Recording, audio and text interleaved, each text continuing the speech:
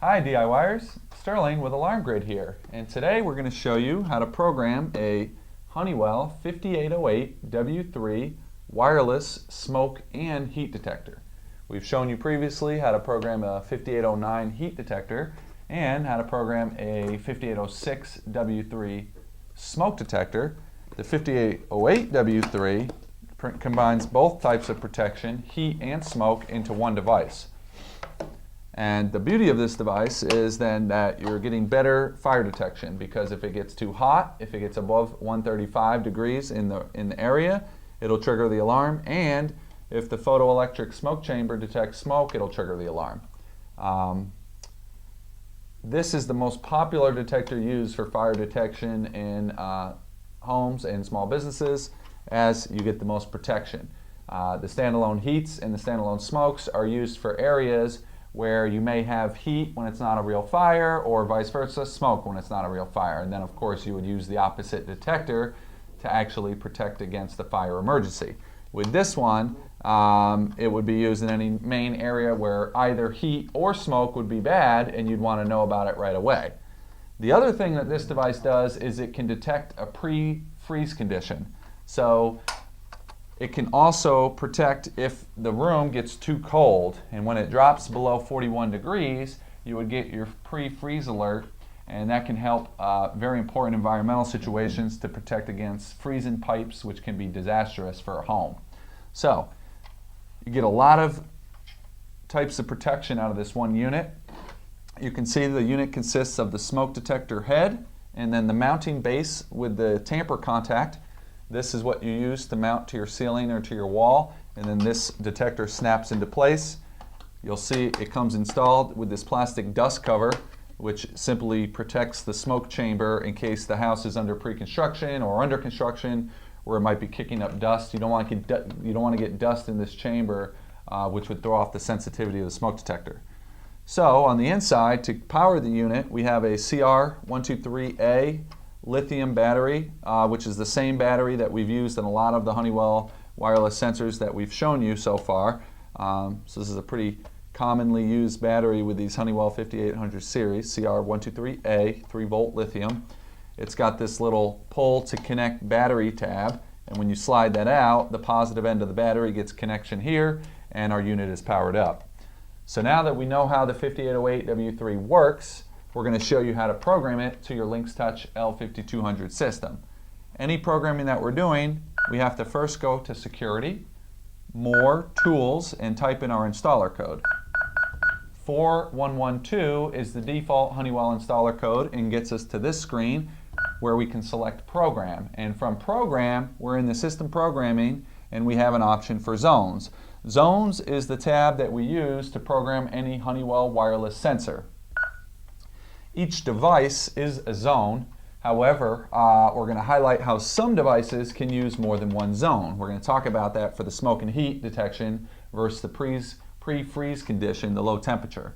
So to learn in a new zone, ignoring zone 1, which is the hardwired zone, we hit the down arrow until we get to the next available new zone, zone 16. We highlight it blue and click Edit, and now we're into the zone 16 programming page. And the first thing we want to do before we select any changes here is to key in the serial number from the device. And on the 5808W3, you can see that the serial number is shown right here on this barcode sticker. You have an A for alpha followed by the serial number 0988402. That's the particular 7-digit serial number for this device. I could key that in with the sequence here, rather with the keypad here, or what might be easier is to just simply activate the device 3 times. On this 5808W3, we have 2 LEDs. This green one indicates proper functionality. The red one indicates when the sensor is in alarm condition. And then you'll notice there's a small or a bigger hole with a plastic bridge over it. And on the other side is our test switch. So you see this hole here, and there's a metal base at the bottom. And if we stick our screwdriver down in there and press down and release, we get the panel to beep. That's activation number 1. We're ready to go for activation number 2. So we do the same thing. Press and hold and release. beeps twice, and you match up and you can verify 0988402 is the serial number displayed with the proper loop number. Loop number 1 is the loop that covers both the high heat, the 135 degree fixed heat detector, as well as the smoke detection. So if it gets too hot or if it senses smoke, both of them report on loop number 1. So to finalize and lock in the settings, we activate one more time. So press and release, and it kicks us out into this screen. So that was the auto enrollment process to program that device. The next thing we have to select is our device type. Now, this is a smoke and heat detector, so I guess you could choose heat or smoke, but really we're going to choose smoke detector. And once we highlight the device type, you'll notice it keys in available response type. On the smoke detectors, you have two options for response type. You have fire with verification or fire without verification. Fire and no verification, the very first time this device detects smoke, it will activate the alarm.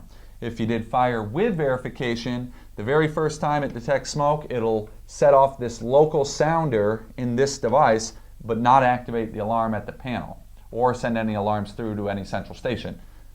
If after a short period of time another smoke alarm is activated at the device, then only at that point would the alarm go onto full alarm mode at the Lynx Touch. So that's a false alarm prevention method. We show you how that works on the 5806W3 programming video for the Lynx Touch L5200. I'm not going to show that here because we in fact always recommend fire no verification. It's a more secure way to do the settings so that any smoke detection is instantly alerted at the central station. You can of course still have it set up with the central station so that we don't send the fire trucks immediately on that zone, so we can still use call verification to avoid false alarms, and that is how we prefer to do it as opposed to having the panel do the verification here. But you do have the option. So the next thing we would want to do is name the device. All right, so you may have more than one smoke detector in the room or in the home, and instead of having to remember zone 16 is the downstairs smoke detector, zone 17 is the upstairs smoke detector, we can simply simply select U, hit the down arrow until we get the word upstairs, and do done. And now when this zone is triggered, the panel will literally say upstairs smoke detector. Alarm report is a toggle option, yes or no. Set to no, the sounder would sound the alarm here and at the device, but would not send the signal through to the central station. In our case, we do want our smoke alarms to go through to the central station, so we're going to do alarm report yes. Chime is disabled on a smoke or heat. There's no chime action with this. That's more for doors and windows to alert you in the disarm state if the door or window is opening.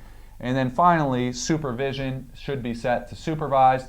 What that means is the panel will check and look for this device every 12 hours.